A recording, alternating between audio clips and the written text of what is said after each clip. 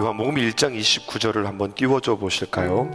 요한은요, 예수님을 향하여서 이렇게 말씀하였습니다. 보라, 세상 죄를 지고 가는 하나님의 어린 양이로다. 누구보다도 명확하게, 누구보다도 담대하게 이분이 바로 우리가 기다린 그 메시아입니다 라고 이야기했던 사람이 세례 요한입니다. 그런데 말이에요, 오늘 본문 보실까요? 19절에 요한이 흔들립니다. 뭐라고 이야기하느냐, 요한이 그 제자 중 둘을 불러서 주께 보내어 이르되 오실 그이가 당신이십니까? 지금 이렇게 묻고 있는, 정말로 대치되어지는 두 본문을 우리는 만나게 되어지는 겁니다.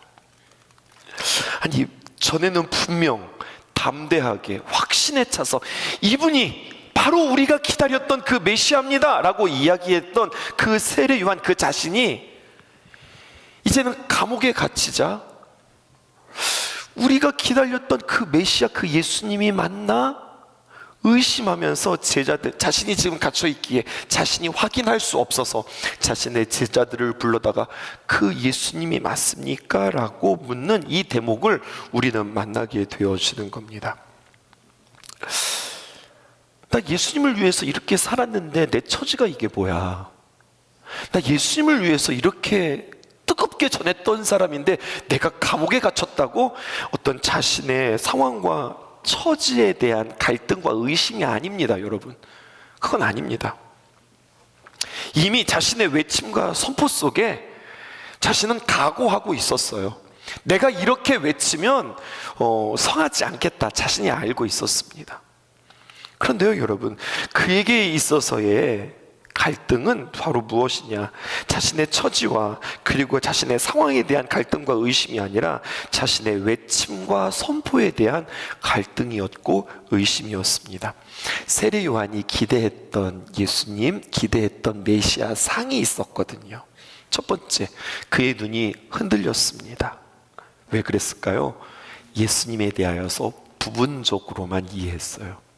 그리고 혹시 우리 또한 예수님을 그렇게 알고 있지 않냐라는 이야기예요. 보십시다. 누가복음 3장 16절에서 17절에 요한은 모든 사람에게 대답하여 이르되 나는 물로 너희에게 세례를 베풀거니와. 그 요단강에서 담대하게 선포했던 이 세례 요한의 이야기입니다. 나보다 능력이 많으신 이가 오시나니 나는 그의 신발끈을 풀기도 감당하지 못하겠노라. 그의 겸손함을 이야기하죠. 그는 누구냐? 성령과 불로 너희에게 세례를 베푸실 것이요. 나는 물로 너희들에게 세례를 주지만 그분은 성령으로 세례를 준다 라고 하는 것뿐만 아니라 17절, 우리가 그냥 넘기기 쉬운 본문입니다. 우리 17절 같이 읽어보십시다. 시작. 손에 키를 들고 자기의 타작마당을 정하게 하사 알곡을 모아 곳간에 들이고 쭉정이는 꺼지지 않는 불에 태우시리라. 마지막 날에 추수의 때에 추수하는 그 농사꾼의 모습을 보십시오. 그 타작마당에서 말입니다, 손에 키를 들고 모든 곡식들을 그 키 위에 올린 다음에, 여러분 키질을 해보셨어요? 계속 이렇게 까부릅니다. 까부르면 까부를수록 알곡은 안으로 모이고 쭉정이는 밖으로 멀어지게 되어지지요. 여러분, 세례 요한의 삶은 무척 엄격했습니다. 그리고 그의 메시지는 무척 준엄했습니다.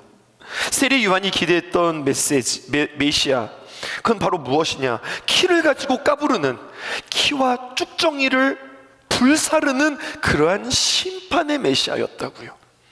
이게 세례 요한이 가지고 있었던 메시아 상이었습니다. 그런데 들려오는 소식은 그렇지 않은 거예요.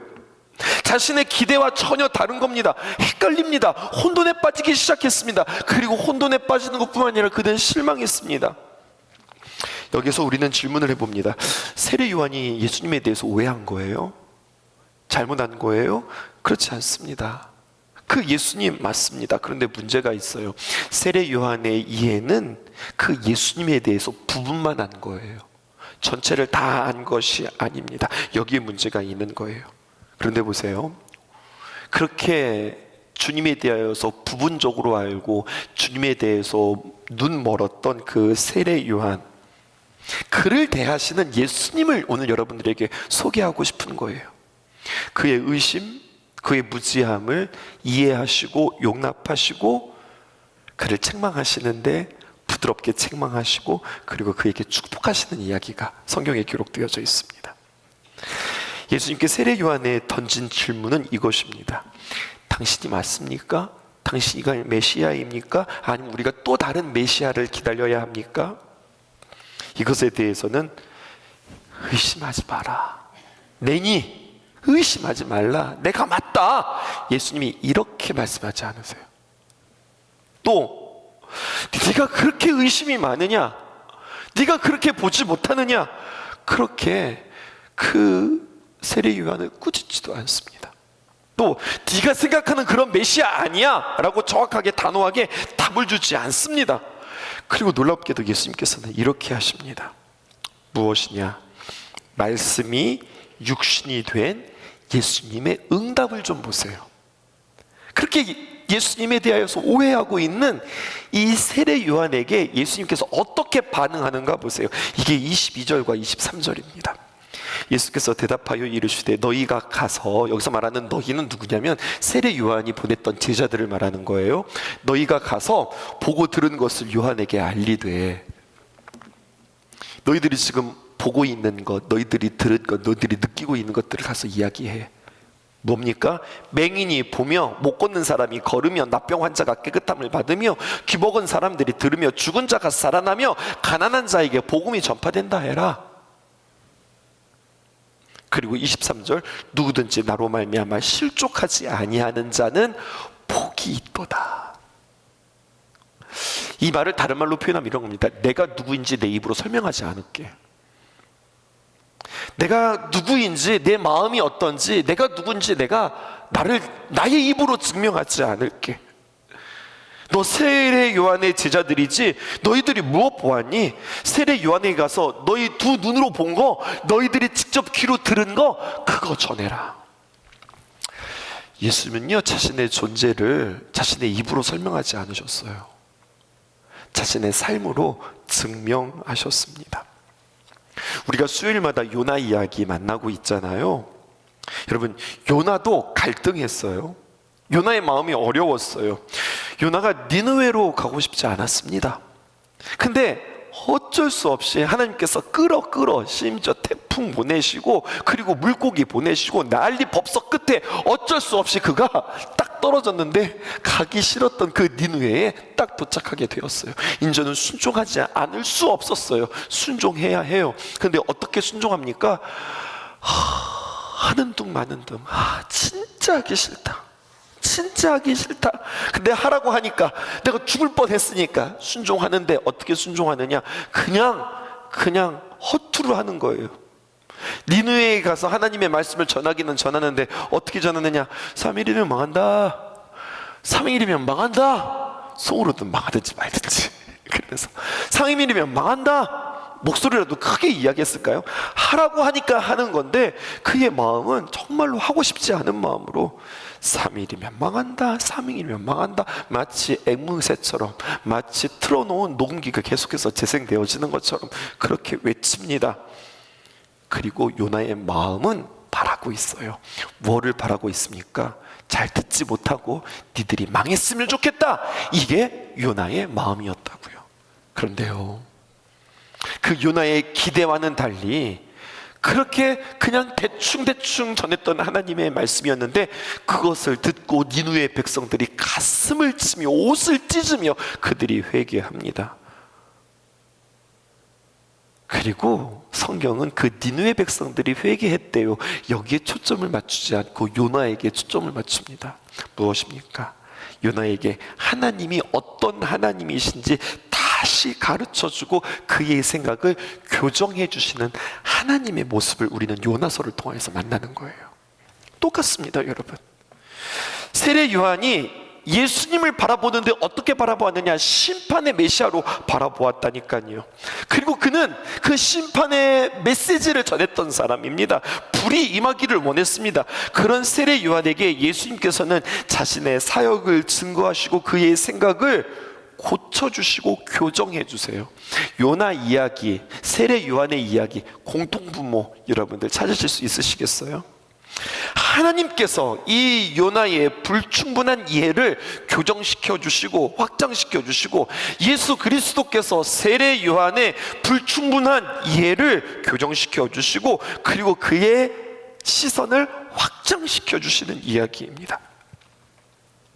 오늘 설교가 시작되어지기 전에 올 여름이었죠. 7월 22일에 여러분들과 함께 영화관에서 보았던 킹 오브 킹스, 그 영상을 여러분들에게 한 대목 잘라서 보여드렸는데요, 이 작가의 의도를 여러분들 파악하셨을까요? 우리는 생각하고 우리는 상상하기를 예수님이 마국간에서 태어나셨어. 그리고 예수님이 말 구유 위에 올려지셨어. 그래서 그 말 구유에 예수님을 이렇게 올려놓습니다. 이것이 우리의 상상하는 예수님의 누울 자리입니다. 그런데요, 작가는요, 그 말 구유를 최대한 낮췄어요. 찰스 디킨스가 어떻게 합니까? 그 예수님을 소개하는데 그 예수님이 이 땅에 오셨어 라고 하면서 자신의 몸을 이렇게 숙이지요. 그리고 예수님이 놓이는 자리는 정말로 낮고 낮은 자리, 거기에 재미있고 귀여운 고양이도 등장해요. 고양이가 이렇게 올라가서 볼 수 있을 정도로 낮고 낮은, 정말로 바닥에 내리신 그 예수님을 이 영화에서는 묘사하고 있습니다. 상징하고 있는 거예요. 강조하고 있는 거예요. 그 높으신, 그 위대하신 그 주님께서 우리를 위하여서 낮고 낮은 자리에 오셨다. 단순히 겸손을 말씀하신 것이 아니라 그렇게 낮은 자리에 오셔서 말씀이 육신이 되어서 우리에게 이해시켜 주시고 교정해 주시고 가르쳐 주시고 우리에게 뭔가 메시지를 보여주시는 거예요. 예수님께서 세례 요한에게 하시는 말씀 들어보세요. 어떻게 해요? 맹인이 본단다. 걷지 못하는 자가 걷게 되어진단다. 납병 환자가 깨끗함을 받는단다. 귀먹은 사람이 듣게 되어진단다. 죽은 자가 살아난단다. 가난한 자에게 복음이 전파되어진단다. 요한에게 입으로 길게 설명하시는 대신 말씀이 육신이 되신 구체적인 증거들을 보라고, 들으라고, 그리고 그것을 전하라고 그렇게 말씀해 주셨어요. 이제 적용해 볼까요? 여러분, 살아내야 될 삶, 말씀을 사건으로 응답하는 사명이 우리에게 있습니다. 자, 몇 가지를 이야기해 볼게요. 여러분들에게 좋은 공간 하나 소개해 드릴게요. 속초에 가면 설악산이 있어요. 근데 설악산 초입에 가면은요, 설악산책이라고 하는 그런 복합 문화 공간이 있습니다. 우리 산책한다면 워킹을 생각하는데요, 여기서 말하는 산책은 산이 있어요, 책이 있어요, 그런 말이에요. 그래서 한자로 저렇게 쓴 거예요.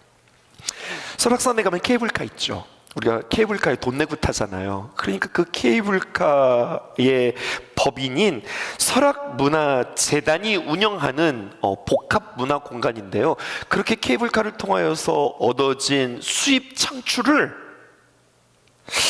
이 기업의 이익을 지역 주민들에게 문화로 보답하겠습니다라고 하는 멋진 슬로건을 가지고 있는 거예요. 우리가 애써서 케이블카 만들어서 이렇게 돈 벌고 있는데 이거 가지고 우리가 잘 먹고 잘 살겠습니다, 이것이 아니라 이렇게 우리가 수입이 생기는데 이것을 다시 한번 여러분들에게 우리의 이익을 문화를 통하여서 보답하고 싶습니다라고 하는 멋진 슬로건을 걸었어요. 그리고 첫 번째 띄워주실까요? 지식산책. 누구나 마음껏 문화예술 혜택을 누릴 수 있는 공간을 목표로 2012년 9월에 4개 공간을 만드는 첫 번째가 지식산책이에요. 전시와 교육 프로그램뿐만 아니라 1만 권 이상의 도서를 소장하고 있는 북카페 공간을 무료로 지역 주민들에게 오픈합니다. 뿐만 아니라 두 번째, 미식산책 이렇게 했어요. 식당 옆에 정원이 있는데 거기는요, 직접 재배한 농산물을 밥상에 올리는 식당입니다. 다음 사진 보여주실까요? 설악산책의 치킨가든에서 싱싱한 사계절 먹거리뿐만 아니라 싱싱한 볼거리까지 함께 제공하는 식당이 바로 옆에 마련되어져 있어요. 그것뿐만이 아닙니다. 세 번째, 소리산책이 있어요. 2층에는 카페가 있는데요, 주민들에게 들을 재미와 볼 재미를 함께 열어줍니다. 저 앞에 큰 통창이 있는데 그 통창에는요, 설악산의 울산바위가 전면으로 보여요.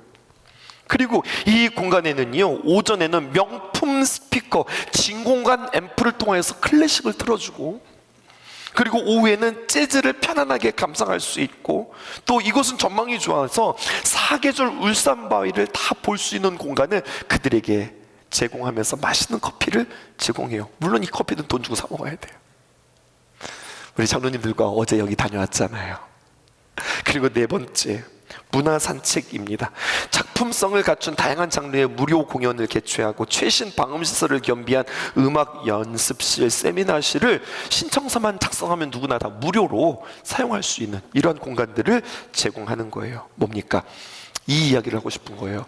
자신들의 이익을 다시 주민들에게 문화를 통하여서 보답하고자 하는 구체적인 어떤 사례, 공간을 우리는 보고 왔습니다. 멋지지 않아요? 이것들을 다시 우리 이웃들과 함께 환원하고 함께 나눈다. 또한 기업 여러분들에게 소개할까요? 우리 춘천 순성교회가 협업하고 있는 디자인 팀입니다. 나음과 이음이라고 하는 우리 디자인 팀인데요, 제가 알기로는 우리 한국에서 기독교계에서 가장 디자인을 세련되게 잘하게 하는 팀입니다. 우리 교회의 대부분의 디자인은 나음과 이음을 통해서 하고 있고요, 이 대표는 저와 친구입니다. 오재호 대표는 처음부터 친구는 아니었고요, 마음이 통해서 그냥 친구 먹기로 했어요. 동갑이에요. 그런데요, 이들과 함께 교제하고 이야기하면서 이윤 창출뿐만 아니라 이들에게는 굉장히 귀한 가치 창출을 하고 있었어요. 당신들은 디자인만 하는데 열심히 있는 게 아니, 박지영 목사, 우리가 한 가지 또 하는 게 있어. 그러는 거예요. 그게 뭐야? 그랬더니 바로 1km 프로젝트라는 거예요. 1km 프로젝트가 뭐야? 제가 물었더니 이렇게 이야기하는 거예요. 내가 서 있는 곳, 예전에 한번 여러분들에게 소개한 적 있어요. 내가 서 있는 곳에서 컴퍼스로 이렇게 동그랗게 그림을 그린다면, 내가 심어진 곳, 내가 서 있는 곳에서 반경 1km, 여기는 원을 그려서 외로운 사람들에게, 힘든 사람들에게 위로를 주고 힘을 주는 우리 회사 되게 해주세요라고 하는 멋진 슬로건을 걸었다는 거예요. 야, 그거 너무 막연하지 않아? 내가 물었어요. 그랬더니 이렇게 이야기했어요.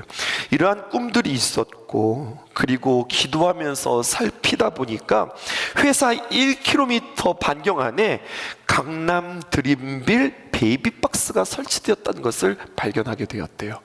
여러분, 베이비박스가 뭔지 아세요? 베이비박스, 아기 상자예요. 이게 뭐냐면 불가피한 사정들로 인하여서 아이들을 유기하고 버려져요. 그래서 겨울이 되면 이 아기들이 정말로 얼어 죽는 일들이 생기는 거예요. 그렇게 버리지 말라고. 대부분 이제 미혼모, 미혼부들이 이런 일들을 하는데, 그렇게 버리지 말라고 아기 상자를 만들어 놓고, 버리지 말고 여기다 넣으라고 그렇게 이야기해요. 그러면 넣자마자 10초 안에 부저가 울리고 알람이 울리고 경찰서에서, 이게 교회에서 하는 거거든요. 교회에서 이 아기를 이렇게 구출하고 건져내는 일들을 하는 거예요. 근데요, 나음과 이음에서 무엇을 하냐면, 그렇게 버려진 아이들을 찾아가서 이 아이들이 돌이 되어지면 가서 돌사진을 찍어주는 거예요. 그리고 이 기업이 찾아가서 이 아이에게, 이 아이를 위한 돌잔치를 해주는 거예요. 그리고 이것에 대하여서 사실은 홍보하지 않아요. 막 우리가 이런 거 합니다, 이렇게 했습니다, 막 찍고 홍보하고 알리지 않아요. 그러니까 나한테만 조용히 그렇게 이야기해 준 거예요. 그래서 거기에 대한 자료 사진들이 없어요. 여러분, 참 근사하고 멋진 이야기들을 우리는 듣게 되어져요. 그리고 이제 우리 차례예요. 하나님 우리 신성교회를 통하여서 우리 이웃들에게, 우리 지역에게, 그리고 우리 이곳에 하나님께서 아름다운 신성교회를 세우셨는데, 여러분, 신성교회의 그 종탑을 보세요. 어디에서 보더라도 아주 유니크한 그런 종탑이 딱 써 있으면서 이곳이 신성교회입니다 라고 알리고 있는데, 하나님께서는 우리를 통해서 얼마나 아름답고 또 근사한 일들을 펼치실까요? 제가 이런 비유를 들어볼게요. 누에 아세요? 여러분, 누에는 뭐 먹고 살아요? 뽕잎 먹고 살죠. 누에가 뽕잎을 먹었는데 그 입에서 부드러운 씨를 뱉어내요. 또 하나 이야기해 볼까요? 젖소는 뭐 먹고 살까요? 파란 풀 뜯어 먹고 살아요. 근데 파란 풀을 뜯어 먹는데 젖소는 무엇을 만들어내면 하얀 우유를 만들어내요. 그러면 여러분, 우리 신성교회, 여러분은 말씀 좋다고, 우리 교회 말씀 예배가 너무 좋다고 그렇게 이야기하시는데, 그렇게 하나님의 말씀을 먹고 우리가 주님을 만나고 우리가 주님 앞에 예배를 드리면서 우리는 어떤 비단결 같은 씨를 뽑아낼까요? 어떤 맛있는 하얀 우유를 우리는 만들어낼까요? 우리는 그렇게 주님을 만나면서 우리는 우리 지역에, 우리 이웃들에게, 우리 춘천에게 어떤 것들을 우리는 만들어내고 있을까요? 포스터 띄워드릴게요. 말씀이 육신이 되었다. 하나님, 저 동그란 원형 되게 추상적으로 표현했는데요, 그것이 구체적인, 이 밑에 저게 바로 구유를 상징해요. 말씀이 우리 육신이 되어서 우리에게 찾아왔다. 이것을 우리는 대림절 내내 묵상하게 되어질 것입니다.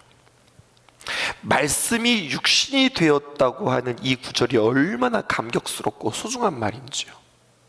우리는 대림절 내내 이 현수막을 걸고 묵상할 예정입니다. 여러분, 신앙생활이보다 이거보다 더 정확하게 이야기해주는 말이 없어요. 밥 먹으면 우리가 밥 먹고 끝나는 것이 아니라 그 밥 먹으면 그것이 우리에게 살이 되고 피가 되고 그 밥이 바로 내가 되는 거잖아요. 하나님의 말씀은 우리 속에서 구체적인 삶으로 예수님이 오늘도 우리에게 찾아오셔서 보게 하시고 걷게 하시고 듣게 하시고 생명을 주시고 복음을 주셨기 때문에 하나님의 말씀, 여러분 도전합니다. 하나님의 말씀은 반드시 우리의 삶의 어떤 사건으로 나타나셔야 합니다. 말씀이 육신이 된 것처럼 설명하지 않으셨어요. 가서 네가 본 대로, 네가 들은 대로 전해, 말씀하셨던 것처럼 하나님의 영광, 그것들을 드러내는 존재로 우리는 살아가야 할 것입니다. 그리고 곧 그 일들이 우리 신성교회에서 일어날 것 같습니다. 장로님들과 함께 준비하고 있습니다. 그 구체적인 이야기들을 올해가 꼭 가기 전에 우리 신성교회에도 하나님께서 이런 일들을 주셨고 이것을 허락해 주셨고 이것을 통하여서 우리 성도들이 함께 누리는 것뿐만 아니라 지역 주민과 이곳에 우리는 이것들을 나누게 되었어요 라고 이야기할 수 있는 일들이 우리에게 있었으면 좋겠습니다. 그리고 이것은 그냥 단순히 우리의 자랑이 아니라 우리의 사명이 되었으면 좋겠습니다. 이 말씀을 드리고 마치려고 그래요. 띄워주실까요? 2025년 전에 말씀이신 우리 주님이 우리에게 오셨습니다. 그 옛날 마리아의 몸을 빌어서 이 세상에 예수님께서 오셨잖아요. 그것처럼 2025년도 말씀으로 오신 예수님을 맞아줄 마리아와 같은 몸을 찾고 계십니다. 주님께서는 우리의 몸을 빌어서 이 세상에 오시기를 원하십니다. 이것이 여러분들에게 설레임으로 다가왔으면 좋겠습니다. 아이고 마리아 고생했네, 아이고 어떻게 그 일들을 감당했지, 그 이야기가 아닙니다. 그 옛날 이야기가 아닙니다. 오늘 주님께서는 우리를 찾으십니다. 누구의 마음의 감동을 통하여, 누구의 순종을 통하여, 누구의 실천을 통하여 말씀이 육신이 되어지고 말씀이 사건이 되어지는 그 일들을 이룰까? 여러분, 너무 거창한 것 생각하지 마십시다. 말씀이 구체적인 육신이 되었듯이 말씀이 구체적인 사건이 되게 해주십시오 기도할 수 있었으면 좋겠습니다. 아직 예수님에 대해서 내가 눈이 떠지지 못했다면 이 시간 다시 한번 우리의 눈이 밝아지고 맑아지게 되고, 특별히 성찬을 통하여서 우리 모두가 다 하늘로부터 오시는 주님을 받아 모시는 주님, 내가 주님의 거룩한 성전, 느헤미야 기억하시죠? 여러분, 에스라 기억하시죠? 그런 우리 자신 되게 해달라고 기도하는 저와 여러분, 그래서 내가 예수님 믿는 사람인데 나를 통하여서 이웃에게 어떤 아름다운 선한 영향력이 흘러가고 있을까? 계속해서 놓치지 않고 고민하는 저와 여러분들 되어지기를 주님의 이름으로 축복합니다.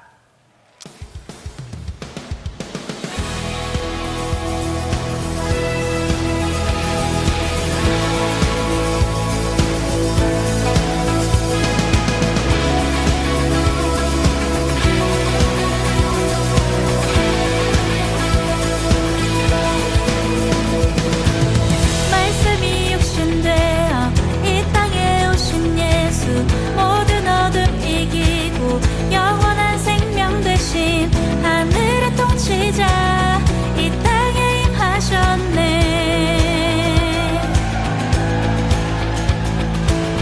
어둠을 밝히시고 죽음을 이기신 주, 내 안에 오셔서 주의 뜻 이루시네. 하늘의 통치가 온 땅에 충만하네.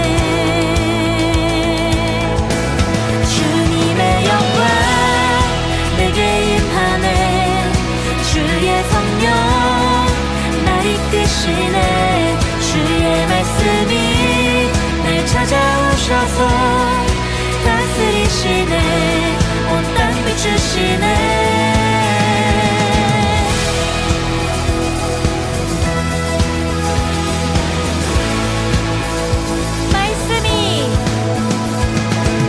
말씀이 육신되어 이 땅에 오신 예수, 모든 어둠 이기고 영원한 생명 되신 하늘의 통치자, 이 땅에 임하셨네.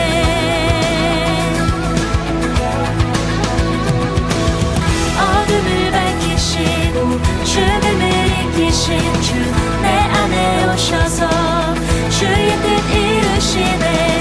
하늘의 통치가 온 땅에 충만하네. 주님의 영광, 주님의 영광 내게 임하네. 주의 성령 날 이끄시네. 주의 말씀이 날 찾아오셔서 다스리시네. 온 땅 비추시네. 주님의 영광 내게 임하네. 주의 성령 날 이끄시네. 주의 말씀이 날 찾아오셔서 다스리시네. 다시 한번 주님의 영광, 주님의 영광 내게 임하네. 주의 성령 날 이끄시네. 주의 말씀이 날 찾아오셔서 다스리시네. 온 땅 비추시네.